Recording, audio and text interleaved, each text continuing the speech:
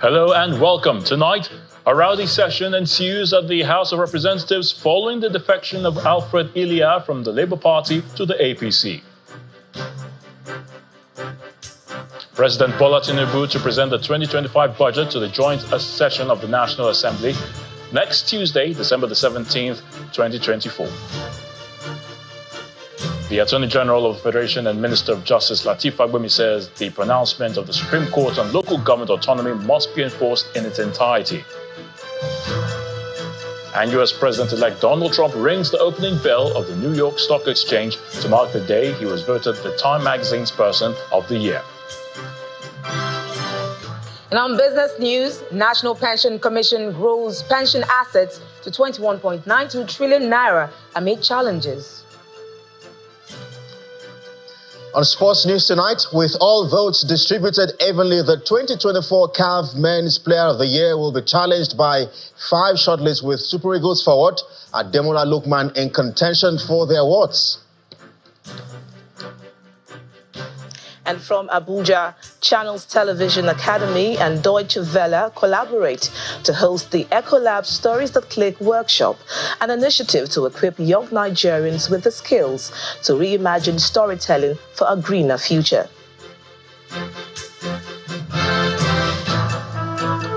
We begin from the Green Chamber at the National Assembly, where a rowdy session trailed the defection of a federal lawmaker in the House of Representatives today. The lawmaker representing Jos South and Jos East Federal Constituency, Honorable Alfred Ilia, had read a letter indicating his decision to join the All Progressives Congress from the Labour Party. However, some lawmakers in the minority caucus objected to the process of his defection, and that led to the rowdy session. Meanwhile, the House has resolved to investigate the alleged mismanagement of $232 million World Bank-funded Accelerating Nutrition Results in Nigeria program. Our correspondent, Kumbi Aboluade, reports. Of Nigeria. The day's proceedings at the Green Chamber of the National Assembly begins with the letter of defection. A lawmaker from the Labour Party, Honorable Alfred Ilia, who is representing Jos South and Jos East Federal Constituency, has notified the leadership of the House of his intention to defect to the All Progressives Congress. Later.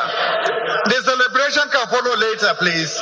This decision was due to the crisis of leadership in the Labour Party, and though deeply personal, is one that I believe is in the best interest of my constituents and the broader objectives of national development. However, there are dissenting voices on the content of the letter, which eventually led to the rowdiness in the House. Honorable colleagues, his letter is correct. His letter is correct. Let me read the paragraph again. The minority leader, Honorable Kingsley Chinda, picks holes in the letter. Our colleague has not established the fact that he is a member of any other party as to warrant the presentation of that letter before this House this morning. However, the Speaker rejected his observation. For your information, Leader, Honorable colleague has satisfied all the criteria based on the legal advice I've gotten. Mr. Speaker. But thank you for your contribution. This defection brings the total number of lawmakers who have decamped from the Labour Party to the All Progressives Congress this month to 6. Thank you very much, the Right Honourable Speaker. Meanwhile, the House is investigating the management of the World Bank Fund for a nutrition program in Nigeria. The House made the resolution following the adoption of a motion on the fund. A beautiful program for solving malnutrition challenges, but it has appeared to produce miraculous and obviously ineffective outcomes. Taking cognizance of the reports and current indicators of Nigeria amidst such a huge and humongous loan from the World Bank. The House Committees on Nutrition and Food Security, Finance, Aid, Loan and Debt Management are mandated to carry out the investigation and report back to the House in 4 weeks. From the National Assembly, Kumbi Aboluade, reporting for Channels Television. She was appointed personal assistant. President Bola Tinubu will present the 2025 budget to the Joint Assembly of the National Assembly next Tuesday, December the 17th. This was disclosed by the Senate President, Godswill Akpabio, during the plenary session. President Tinubu had earlier submitted the medium-term expenditure framework and fiscal strategy paper for 2025 to 2027 to both the Senate and the House of Representatives last Tuesday. Our correspondent, Benny Ark, now reports. The last plenary session for the week starts with the Deputy Senate President, Senator Jibrin Barau, presiding. So we don't punish. You have to. A motion of the failure of the management of a construction company to honor an invitation of the Senate Committee on Works is considered. The resolutions passed by this Senate was that the Senate Committee on Works invites the three contractors, Messrs. Sematech, Messrs. Julius Berger, and Messrs. CCECC, Nigeria Limited, to a hearing. Distinguished colleagues, it is very sad to note and to state that Julius Berger has refused to attend these investigative hearings. Is your point of order going to When the President of the Senate arrived to chamber, he took over and issued a warrant of arrest for the management of the company. The Senate of the Federal Republic of Nigeria has authorized the Senate President to sign a warrant compelling the Managing Director of Julius Berger to appear before the Senate Committee on Works on a stated date to be so named. Those in support of this say aye. Those against say nay. The ayes have it. What seemed to be a smooth proceeding took a different turn when the senator representing Federal Capital Territory, Senator Ireti Kingbe, staged a walkout after being prevented from presenting a motion. We are talking. Please rise as you are addressing your. This prompted some lawmakers to make a case for her to be heard. The Senior Senator Ireti Kingbe. She was later recalled into the chamber to apologize for walking out and then present a motion. Start with a slight apology to your colleagues for walking out on them. No, sir. Then we have a problem there. If you are not humble enough, I apologize to my colleagues for working out. If you are not humble enough to apologize to your colleagues, I apologize to my colleagues for working out. Then you now, added to that, my colleagues, I expect fairness in the Senate for everybody. She yielded upon insistence of the Senate President and raised concerns over the demolition going on in the nation's capital. Senate resolves accordingly to urge the FCT administration to halt the ongoing revocation and demolition of the said property, as it does not fall within the purview of the reasons for the massive demolition being carried by the FCDA. A motion was granted and an 8-man committee was formed to meet with the FCT administration. When we look into the prayers, it will be that we should urge the minister to put a hold on the demolitions, and then we set up a committee to investigate. Just before adjourning plenary for the week, the President of the Senate makes an announcement on the 2025 budget proposal. His Excellency, the President of the Federal Republic of Nigeria, has indicated his intention to bring the 2025 budget proposals and estimates to a joint sitting of the National Assembly on 17th day of December 2024. That will be at 11 a.m. prompt. The senators are expected to converge in the Green Chamber next week Tuesday for the presentation of the appropriation bill. From the National Assembly, Benny Ark, Channels Television News. 36 state governors have submitted their position on the establishment of state police, with most of them supporting the plan. This was part of the outcome of the National Economic Council meeting chaired by Vice President Kashim Shettima at the State House, Abuja. The meeting approves the disbursement of the balance of funds for states affected by flood disaster after considering the report of the Council's Committee on Flood, Drought and Desertification. Our State House correspondent, Emperor Simon, reports.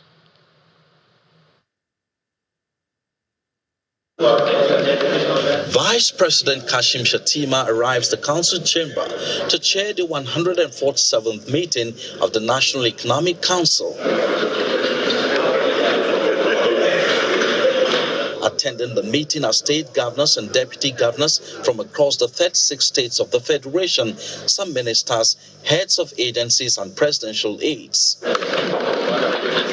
The meeting, which held behind closed doors, began few minutes after 12 and lasted till about past 4 in the evening. Some members of the council presented some of the resolutions reached during the meeting, including the establishment of state police. 36 states have all submitted their own position on the submission of state police, and I want to say it here clearly that most of us are in agreement for the submission of state police, considering the fact that virtually every state have their peculiarity in terms of the problem we're having of insecurity in our own states, and knowing fully that we have a lot of ungoverned space in Nigeria, and knowing fully also that we have a lot of deficit in terms of number of boots on ground.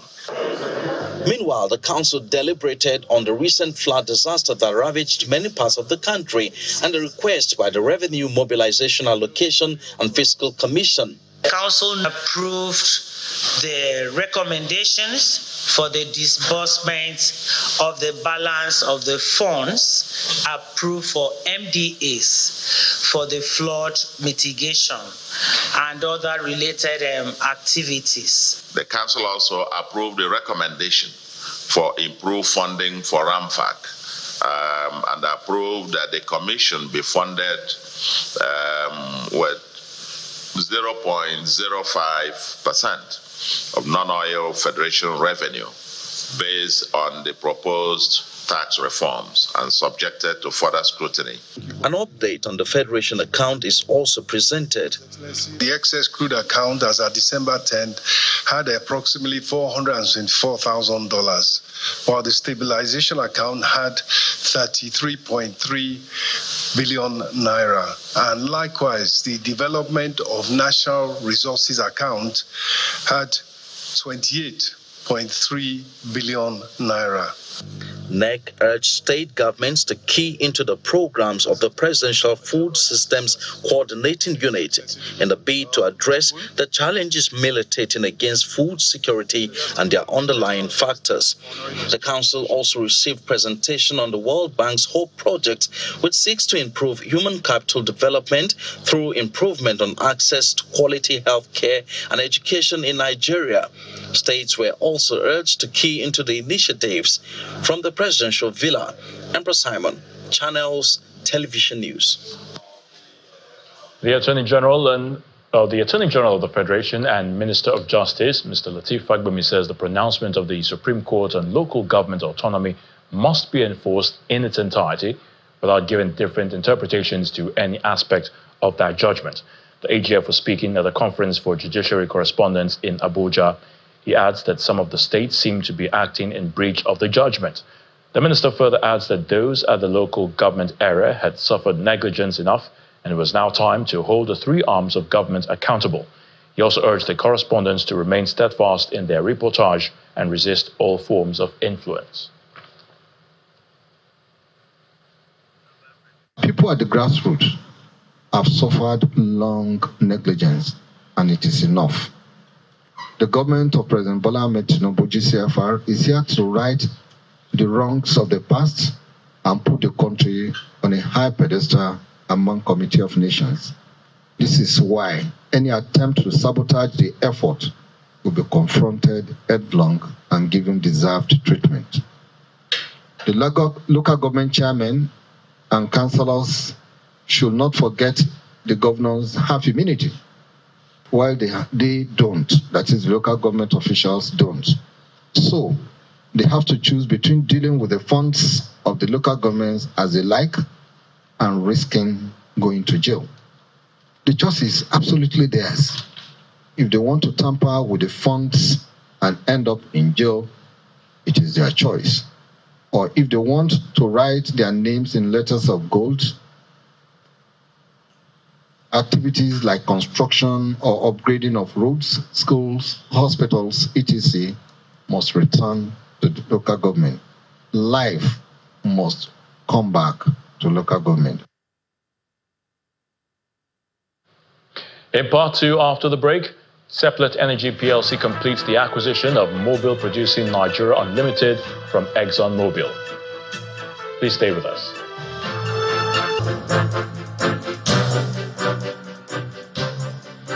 Welcome back. If you've just joined us, you're watching the News at 10 live on Channels Television, broadcasting from Lagos. A reminder of our top stories.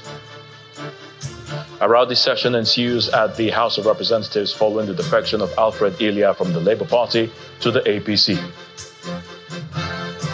President Bola Tinubu to present the 2025 budget to a joint sitting of the National Assembly next Tuesday, December the 17th, 2024. The Attorney General of the Federation and Minister of Justice, Lateef Fagbemi, says the pronouncement of the Supreme Court on local government autonomy must be enforced in its entirety. And U.S. President-elect Donald Trump rings the opening bell of the New York Stock Exchange to mark the day he was voted Time Magazine's Person of the Year.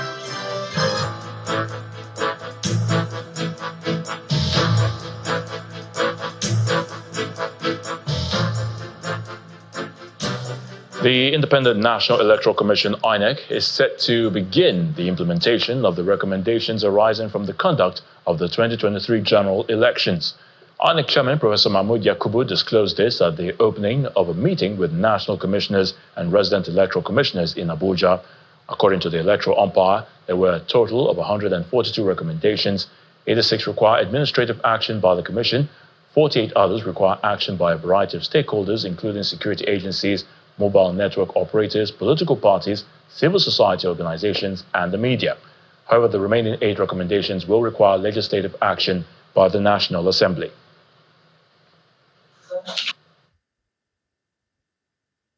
This is an appropriate time for us to commence the implementation of the recommendations from our review meeting of the general election.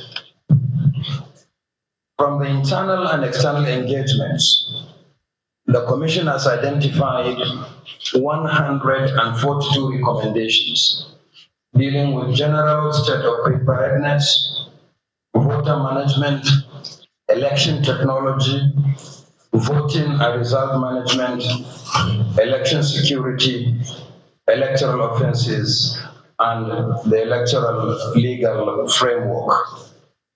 Out of the 142 recommendations, 86 of them require administrative action by the Commission.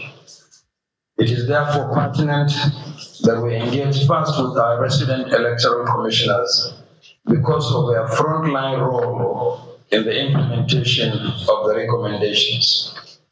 On the legal review, there are 8 recommendations that require legislative action by the National Assembly. Very soon, the Commission will make a presentation to the Joint Committee of the Senate and House of Representatives on electoral matters as they continue to deliberate on electoral reform. The Economic and Financial Crimes Commission, that's the EFCC, has asked Justice Rahman Oshodi of the Lagos State Special Offences Court sitting in Ikeja to strike out an application filed by former governor of the Central Bank of Nigeria, Mr. Godwin Emefiele, challenging the jurisdiction of the court. Through its counsel, a senior advocate of Nigeria, Rotimi Oyedepo, the commission described the application as a ploy to frustrate the prosecution from conducting its constitutional mandate, which includes diligent prosecution of economic and financial crimes. In his application challenging the powers of the court, Mr. Emefiele, through his counsel, a senior advocate of Nigeria, Olalekan Ojo, had argued that Mr. Emefiele could not be tried in any state high court in Nigeria for alleged abuse of office, as this raises significant constitutional and legal issues. The senior lawyer also argued that counts 1 to 4 of the 26-count charges filed against him by the EFCC are unconstitutional, as they are not based on any existing laws in Nigeria. After listening to all the arguments, Justice Oshodi fixed January the 7th, 2025 for his ruling. Seplat Energy PLC, a leading Nigerian energy company listed on both the Nigerian Exchange Limited and the London Stock Exchange, has announced that it has completed its acquisition of Mobil Producing Nigeria Unlimited from ExxonMobil. The company made the announcement at its headquarters in Lagos and said the transaction is transformative, more than doubling production and positioning the company to drive growth and profitability, whilst contributing significantly to Nigeria's future prosperity. After 2 years of embarking on this historic journey to acquire Mobile Producing Nigeria Unlimited, Seplat Energy completes the process, meeting all requirements, and is glad to inform the public about this achievement. Where Seplat is now Chief Executive Officer, Seplat Energy Producing Nigeria Unlimited, Mr. Roger Brown, begins by expressing gratitude to President Bola Tinubu for his support, which resulted in the outcome of this deal. Let me start off by just thanking President Bola Ahmed Tinubu for supporting our transaction and giving us the ministerial consent. He goes further to speak about the opportunity this new status provides for the company. In terms of the size of our portfolio, we're now gone to 11 blocks, of which 7 are onshore and 4 shallow water offshore. And all of those 11 blocks, we're operating on 8.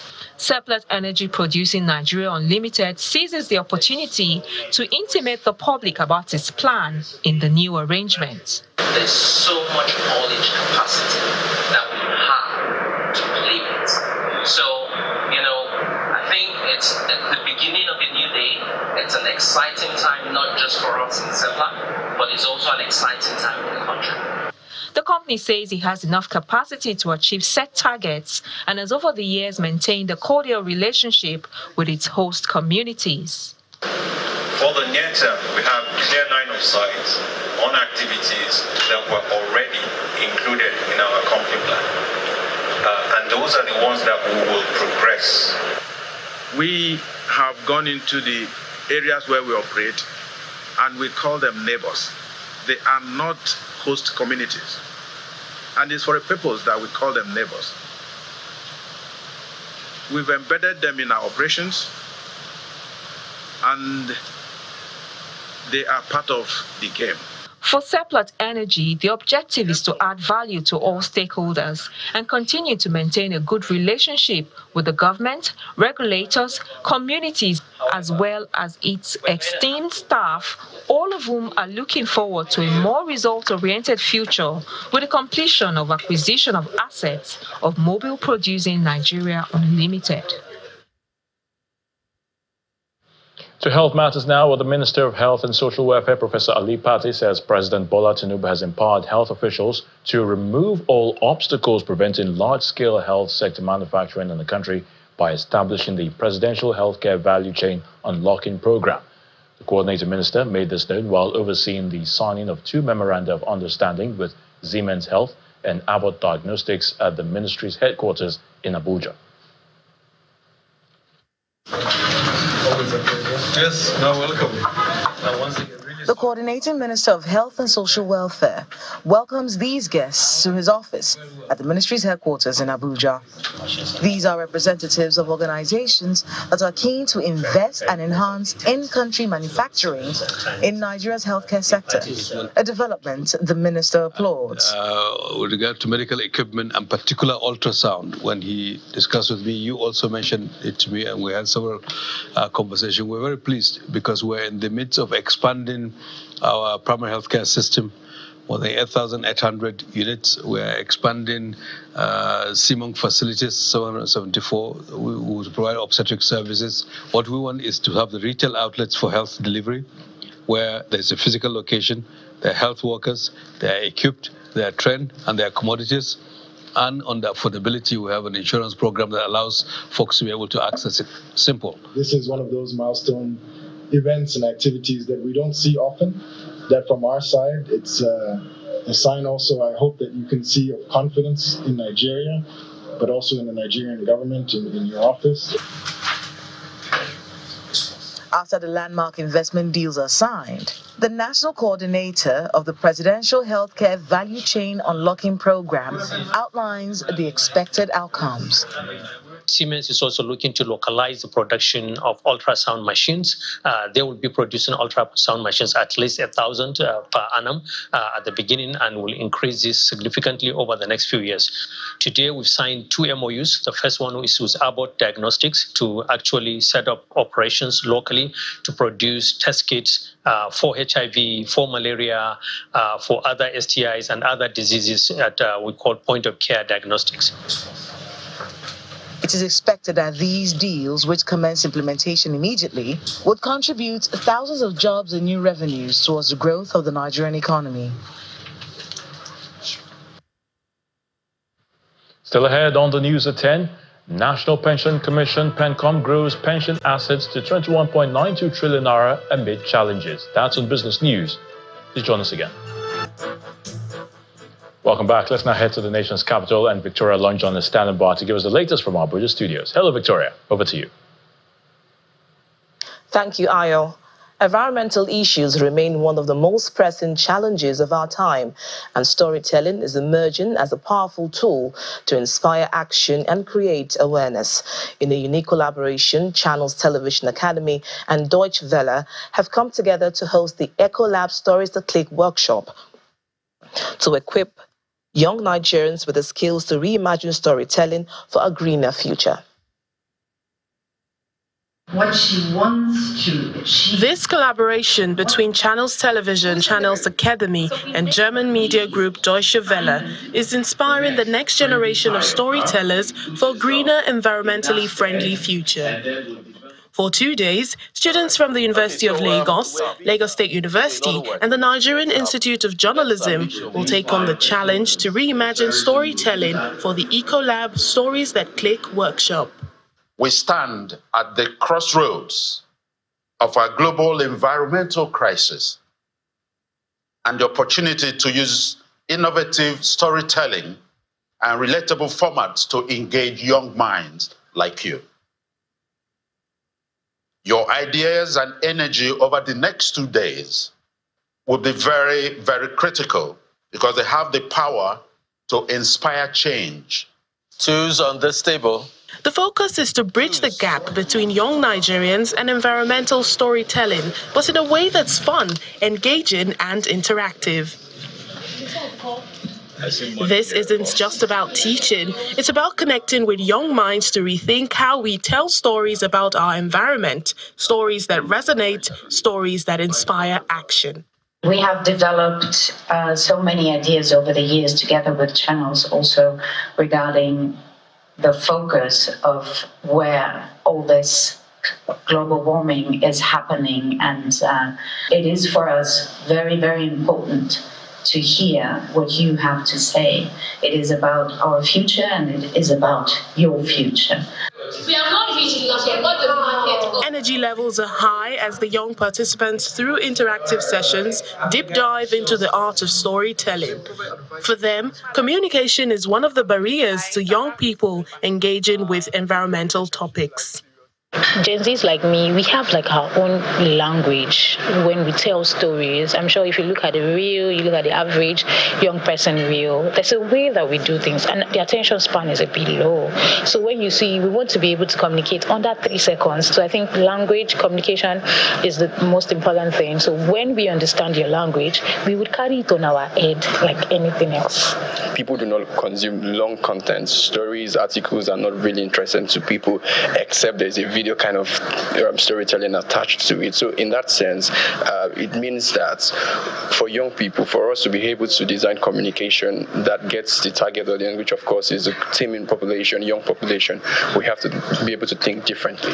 By the end of the workshop, ideas are expected to be turned into action, as these bright minds will have developed concepts, built their stories, and pitched them to facilitators, taking the first steps to becoming ambassadors of environmental storytelling. And the federal government has fully deployed the newly installed electronic gates at the Nnamdi Azikiwe International Airport. According to the Nigerian Immigration Service, the e-gate aims at streamlining passenger movement, eliminating human interfaces and bureaucratic hurdles. The facility connects the immigration command centers, which was commissioned earlier in the week by President Bola Tinubu. federal government is streamlining Nigeria's immigration process through the introduction of e-gate technology as part of the broader efforts to modernize border management. The automated border control system is designed to ease the entry and exit of travelers at immigration checkpoints. These passengers have just arrived the country and they're experiencing the initiative, which aims to reduce human interference in immigration service. Well, coming in is much faster, and it's the electronic process is working much better. So it's not like before we have to wait for the physical or the manual part. This is quite straightforward. And so those who can use it, we just use it and come in. So what's your name? It's like matching up with the other parts of the world because I've traveled, and this is the first time I'm seeing it. Actually, I have to ask them, like, is this new? Are you launching this for the first time? And it's really impressive, trust me, because it makes traveling easy and smart and moving along with other parts of the world, which is very good to see in Nigeria. We were here in October, and this is such an amazing system now to have in place. It's easier, it's less stressful. And I have to say Nigeria is really keeping up with technology, which is great. The e-gates are expected to expedite the clearance process for Nigerian passport holders, allowing them to simply stamp their passports and, if everything is in order, clear immigration in less than 30 seconds, thereby streamlining the entry process and enhancing overall efficiency at the airport. It's an improvement. At least we've taken a step forward, and I hope we can do better. Yes, I wish us well. It's very impressive, like in Nigeria, and I think it's a good step showing that we're moving forward as a country. Like things are going to be way easier now. Like when you're coming back, you don't have to join like long queues anymore. So I think it's a very, very good technology. Though the network is a little bit slow, but compared to what we have witnessed in advanced countries, this is a work in progress. It's very commendable. Very, very good. There are 8 terminals at the Nnamdi Azikiwe International Airport, Abuja, and they are all connected to the recently commissioned Command and Control Center of the Nigeria Immigration Service. And the College of Nigerian Pathologists has stated its desire to integrate artificial intelligence in the nation's healthcare service. Now, this is part of the recommendations reached at the 19th National Scientific Conference held in Gombe State. The event, which had representatives from the 32 states of the Federation in attendance, also deliberated on ways to make the medical profession responsive to the fast-paced, evolving technologies within the health ecosystem. These medical practitioners are drawn from various states of the Federation to deliberate on ways to improve medical practice at the 19th National Scientific Conference of the College of Nigerian Pathologists. Themed Advancing Laboratory Medicine Through Artificial Intelligence, Embracing the Future of Healthcare in the Fifth Industrial Revolution. The conference is an avenue for pathologists to explore new grounds and close ranks to improve Medicare. The conference provides an opportunity for the Gombe State government to highlight efforts to modernize healthcare system in the state. We have 3 mega hospitals, one covering Gombe North, Gombe Central, and Gombe South. This is perhaps the only state that have provided Toyota equivalent vehicles brand new to all our local government to ensure that they monitor health and act immediately. The conference deliberates on how the nation's healthcare system can embrace technology, including the practitioners. It has really enriched all of us that there is a lot of work that we need to do using, artificial intelligence and other kind of digital platforms to actually improve services in the laboratory, be it hematology, chemical pathology, microbiology, or maybe histopathology. It's supposed to be able to keep us abreast of current developments in science and pathology, and also to see what we can do to better foster the our togetherness. We also have a lot of social activities.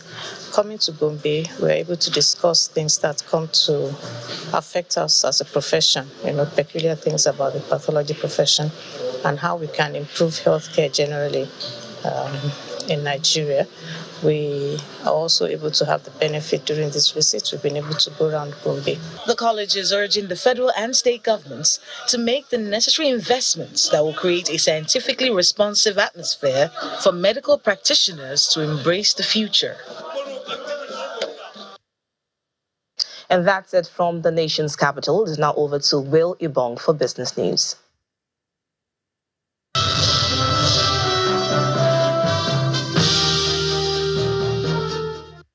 Thank you, Victoria.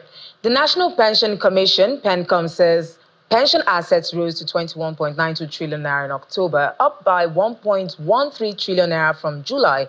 The acting director of PENCOM, Omolola Oluraron, who made this known during a press conference in Abuja, says the contributory pension scheme now has 10.53 million registered contributors. Oluraron notes that inflation and naira devaluation have impacted pension fund value. However, PENCOM is diversifying investments to safeguard savings and address these challenges. She adds that PENCOM has revamped its micro pension plan to attract more contributors and recently released 44 billion naira to settle retirees' benefits, ensuring prompt payments. Now, Africa's largest oil refinery, Dangote Refinery, says it has successfully exported its first shipment of premium motor spirit PMS to Nigeria's neighboring country, Cameroon. Meanwhile, the Chief Executive Officer of Financial Derivatives Company, Mr. Bismarck Rouhani, has been listing the benefits of Dangote Refinery exporting PMS. He notes that this line of action would ease the demand for dollar and increase inflow into the nation's reserve. Mr. Rouhani was a guest on Business Morning earlier today.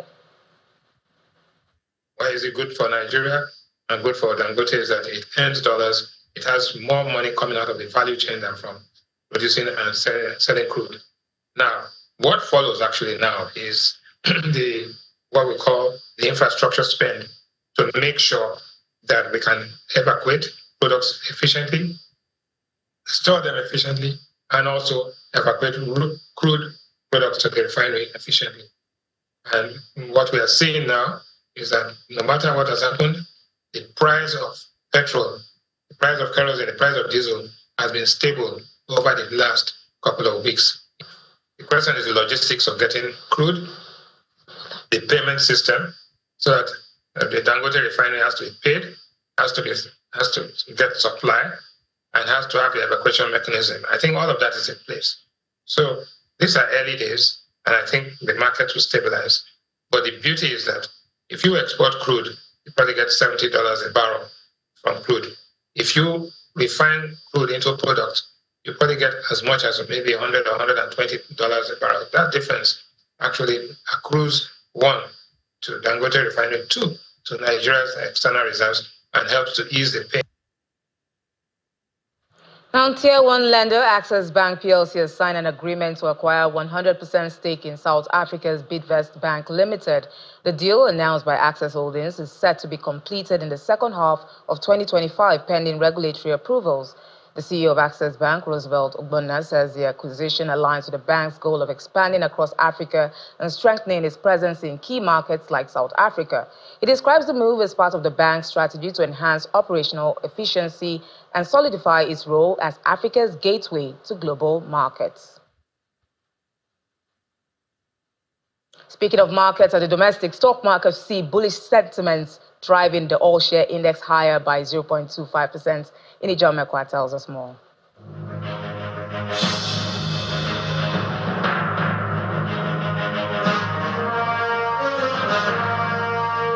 Good evening, everyone. Welcome to the Stock Market Report. Good news. The NGX has retained that winning sentiment. And so we see at the close of today's trade, the all-share index went up 0.25%. It looks like we're getting close to that 99,000. Christmas should be good. We hope Santa will allow that today. So we see that the market cap is at 59.867 trillion naira.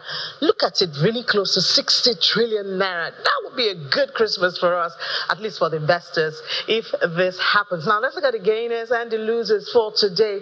The gainers, those who have moved their market into the green space, is custodian insurance, Connor, very important. They did a whole lot to the oil and gas sector, and then tantalizers went up 10%. On the flip side, of course, there will always be profit taking. Omatech, Carverton, and Dark Communication got some profit taking on those stocks at the close of trade. But the good news is that the bull is still retaining its winning space.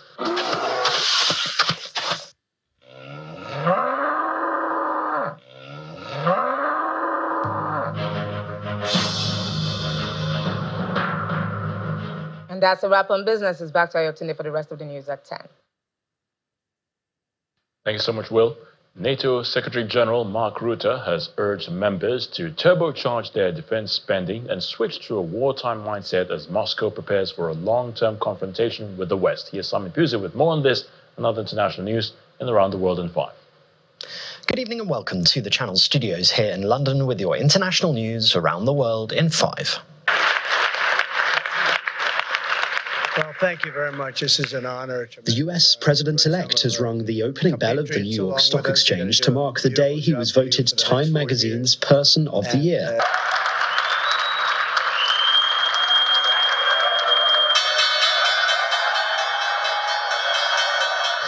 It is the second time Donald Trump has been given the honor, which he received alongside several of his family members. Other previous winners include climate change activist Greta Thunberg, former President Barack Obama, Meta CEO Mark Zuckerberg, and Pope Francis. This is an honor, a tremendous honor. I brought some of our compatriots along with us. They're going to do a beautiful job for you for the next 4 years.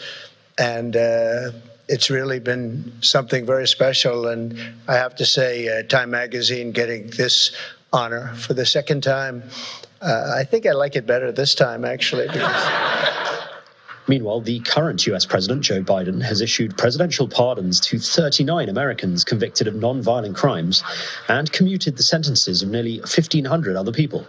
The White House described it as the most acts of presidential clemency issued in a single day. It has not given the names of the people involved. The US Constitution decrees that a president has the broad power to grant reprieves and pardons for offenses against the United States, except in cases of impeachment. Announcing the move, Mr. Biden said those pardoned had shown successful rehabilitation and had shown commitment to making their communities stronger and safer. A US man detained for months in a Syrian prison after entering the country on foot has described being freed by hammer-wielding men as rebels overthrew the regime of Bashar al-Assad. The man, who later identified himself as Travis Timmerman, was found by residents near the capital Damascus.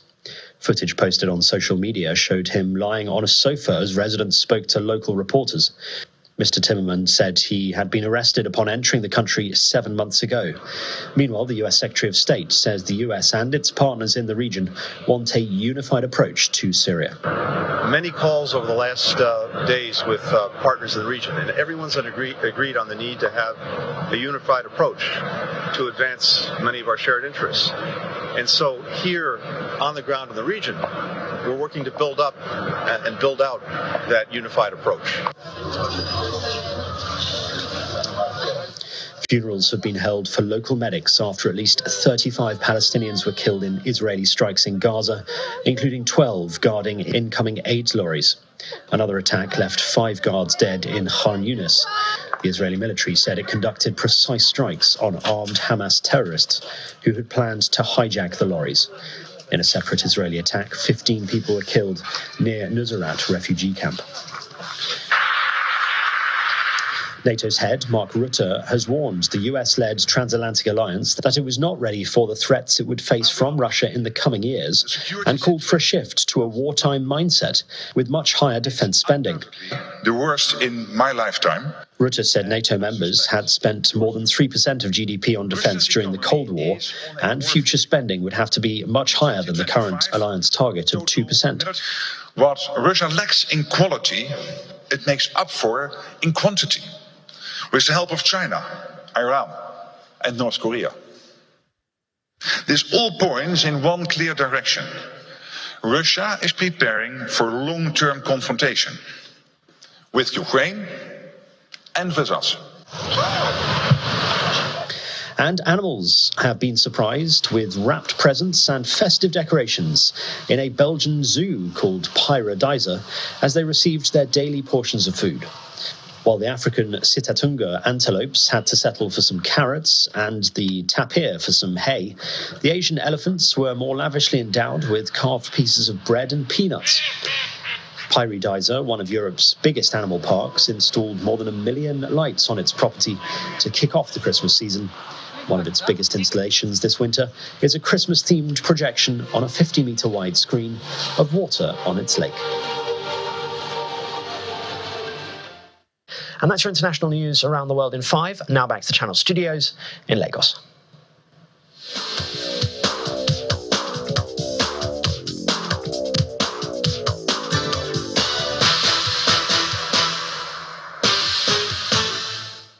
Thanks, Simon, and welcome to Sports News. Ahead of Monday's race for the coveted Men's Player of the Year at the 2024 CAF Awards, organizers have kept intact the full list of 5 names ahead of the ceremony in Morocco. Atalanta and Super Eagles forward Ademola Lookman, Cote d'Ivoire's Serhou Guirassy and Simon Adingra, Morocco's Achraf Hakimi and South Africa's Ronwen Williams are all in contention for the award. In the women's category, the Super Falcons goalkeeper Chiamaka Nnadozie will be slugging it out with Morocco's Sayana Musodu and Zambia's Barbara Banda for the Women's Player of the Year. This is the first time any female goalkeeper will be making the top 3 for the Women Player of the Year award. In the meantime, there are other Nigerians still in the running for various categories of the award. Super Falcons goalkeeper Chiamaka Nnadozie is in the final 3 for the Goalkeeper of the Year award. The Younger Player of the Year for women, Chiamaka Okochukwu, has made the top 3, while the Super Eagles and Super Falcons are in contention for the National Teams of the Year final 3. And surprisingly, Edo Queens is in the top 3 for the Women Club of the Year. The winners will be announced on December 16 in Morocco.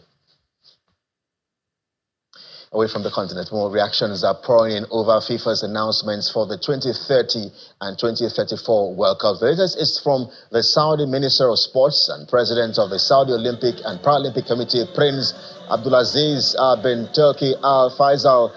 Prince Abdulaziz says the 2034 World Cup will be a tournament for everyone.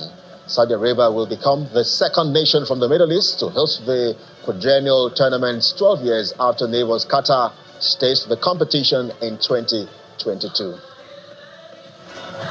We welcome everyone to come to the kingdom. My message to everyone is come and see for yourself what we're doing.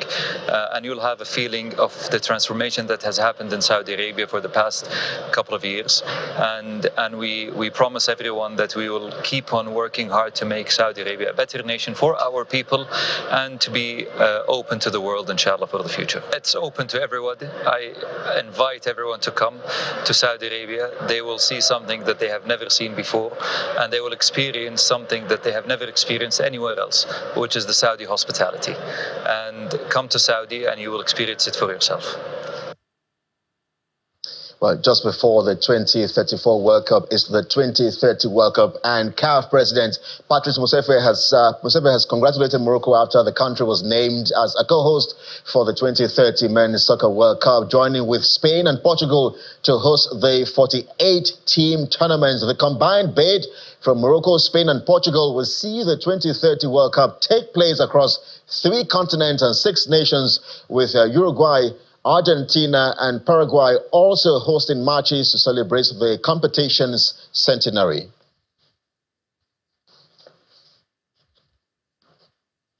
And that's your Sports News Tonight. I'm Kelly Egiga. It's back to Ayotunde.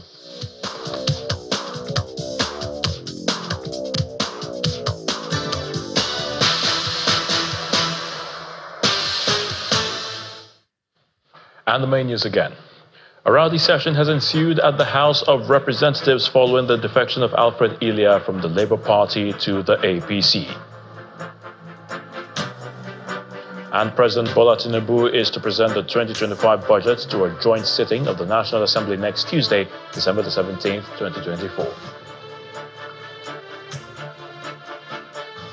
That's the news at 10 tonight. Thank you so much for watching. I'm Ayo Tunde Balogun. You have a good night.